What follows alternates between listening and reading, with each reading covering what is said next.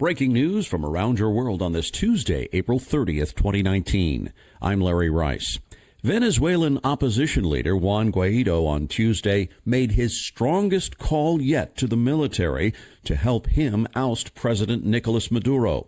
Tens of thousands of people were marching in Caracas in support of Guaido Tuesday, clashing with riot police along the main Francisco Fajardo thoroughfare.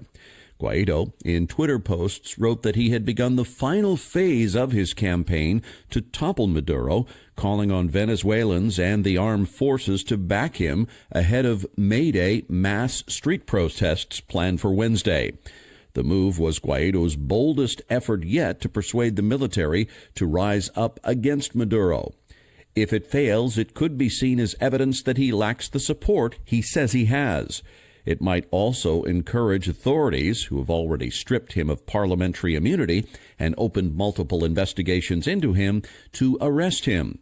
Guaido's efforts appear aimed at building momentum toward the May Day mass street protests and making them a turning point in his push to oust Maduro. In his final remarks as his three-decade reign drew to a close Tuesday, Japanese Emperor Akihito thanked the Japanese people for their support and expressed hope for a peaceful future.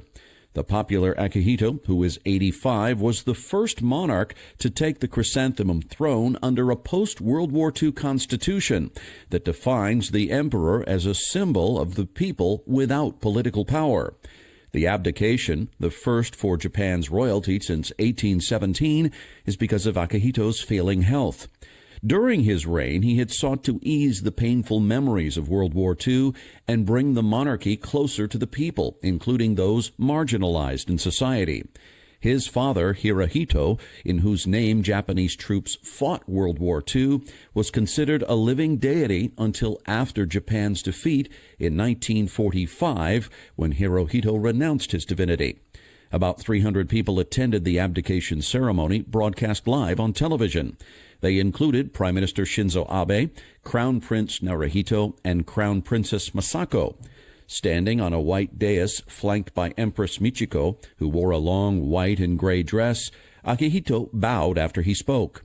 Naruhito, who is 59, will inherit the throne in ceremonies on Wednesday. He studied at Oxford and, together with his Harvard-educated wife Masako, will give the monarchy a cosmopolitan flavor. Akihito officially remains emperor until midnight in Japan, when the new Reiwa era, meaning beautiful harmony, begins. California authorities say they've thwarted an Army veteran's plot to inflict mass casualties by detonating improvised bombs in several places in Southern California. The suspect, 26-year-old Mark Steven Domingo, was arrested after receiving what he believed to be a live bomb from an undercover agent he thought was a bomb maker. Prosecutors said Domingo had considered targeting Jews, churches, and police officers before settling on attacking a white nationalist rally scheduled for last weekend. He specifically bought 3-inch nails to inflict more severe injuries, according to the federal affidavit. Prosecutors said Domingo was seeking retribution for the recent New Zealand mosque attacks. He was charged with attempting to supply material to terrorists. President Donald Trump ordered his administration to impose tougher restrictions on people seeking asylum at the southern border. In a memo to Acting Homeland Security Secretary Kevin McAleenan and Attorney General William Barr, Trump gave officials 90 days to come up with regulations that include fees for asylum applications and barring some asylum seekers from obtaining work authorization. This is Trump's latest attempt to try to keep Central American asylum seekers from coming to the United States. In March, roughly 93,000 people were arrested at the border. Trump wrote, "The purpose of this memorandum is to strengthen asylum procedures to safeguard our system against rampant abuse of our asylum process."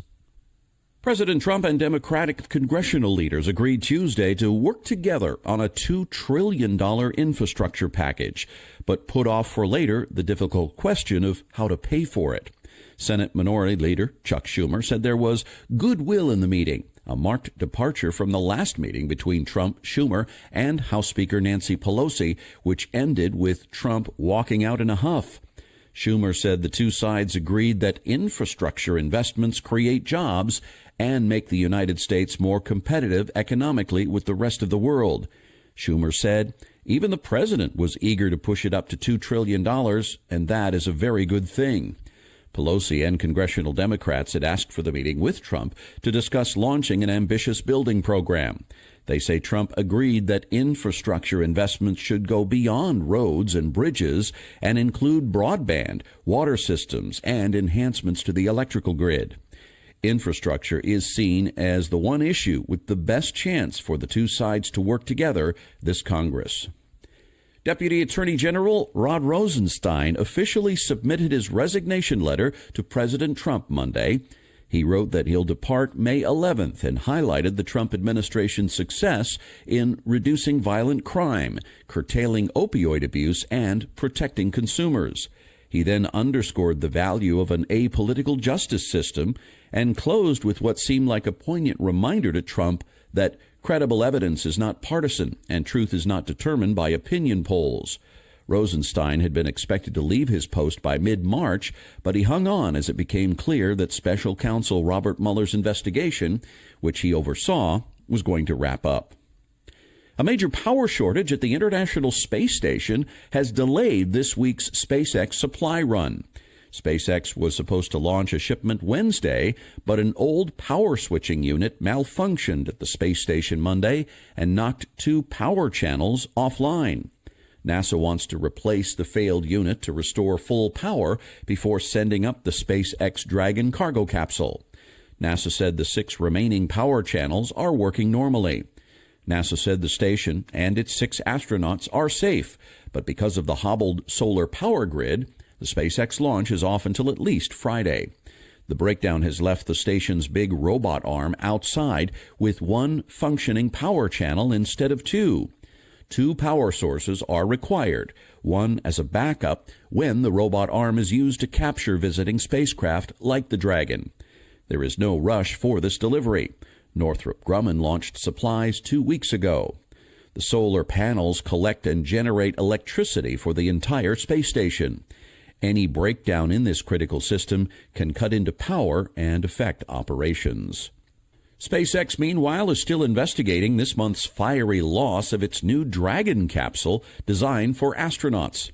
6 weeks after a successful test flight without a crew to the space station, the Crew Dragon was engulfed in flames during a ground test. SpaceX was in the process of firing the capsule's thrusters on a test stand. The April 20th incident, which occurred right before or during the firing of the launch abort thrusters, sent thick smoke billowing into the sky. SpaceX and NASA offered few details, but the accident is sure to delay launching a Crew Dragon with 2 NASA astronauts on board. SpaceX had been aiming for a summertime flight. The company still needs to conduct a launch abort test before astronauts strap in. The Dragon that flew last month was supposed to be used for this test in June. Acclaimed writer and director John Singleton died Monday after he was taken off life support following a stroke. Singleton, who was 51, was best known for the 1991 film Boys in the Hood, his directorial debut, which earned him Oscar nominations for directing and writing. He was the first black nominee for Best Director ever, and the youngest at the age of 24. He went on to direct films like Poetic Justice, Higher Learning, Shaft, and Too Fast, Too Furious. Singleton suffered a stroke April 17th and was placed in a medically induced coma. His family said Monday that he had quietly struggled with hypertension and said ending his life support was an agonizing decision. And that's your update for this Tuesday, April 30th, 2019. I'm Larry Rice. Thanks so much for listening, and I hope you have a wonderful day.